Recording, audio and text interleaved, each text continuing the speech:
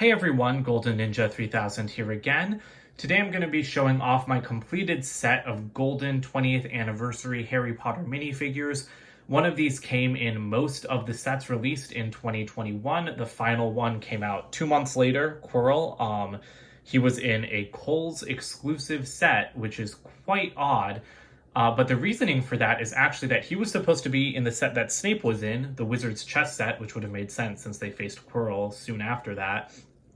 But the pearl gold turban was produced in limited quantities, which forced him to be the exclusive in that set. So first we'll look at our trio. These minifigures I think have been done pretty well, but they are a little bit boring. I don't love the gold. I would have preferred remakes of like the minifigures from 20 years ago, like Lego did for Star Wars, because gold is not a thing in Harry Potter. I think this makes the Golden Ninja minifigures from Ninjago less special. And the other thing is that these are like new designs, and I don't know, like gold figures are nice because of the hair pieces and body pieces, and of course these new plates and wands. But I really would have preferred 20-year anniversary remakes, because you'll see that all of these have the 20-year stamp on the back, but it hasn't even been 20 continuous years of Harry Potter. It's been off and on for like 20 years. So in total, I think sets were only released for like 13 out of those 20. So again, it feels like a lot of effort to celebrate something that A, really wasn't that worthy of celebration in the first place, and then B, again, I don't think that golden is anything really particularly special to Harry Potter. That being said, I adore the torsos because they have that little sparkle print, which I think is really cute.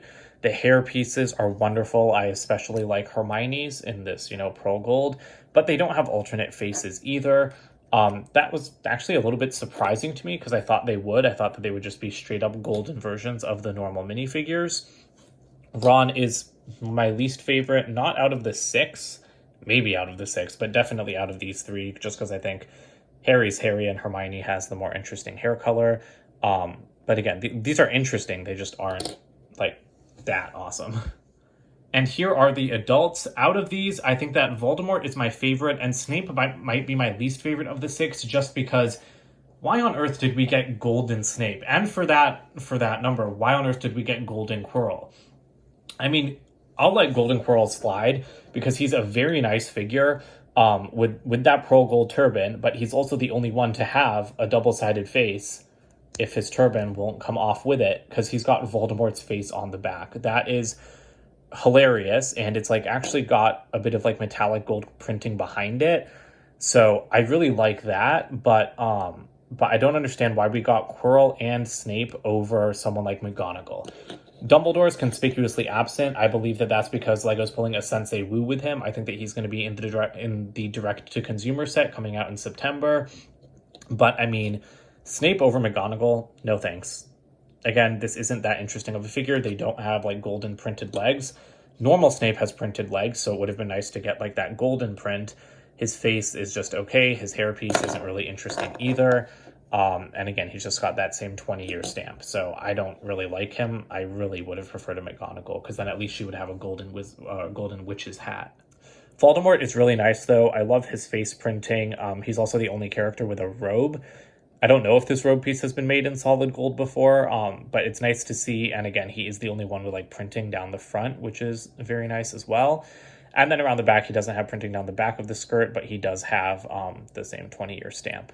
So overall, these are nice figures. I just think that Snape was the absolute wrong choice.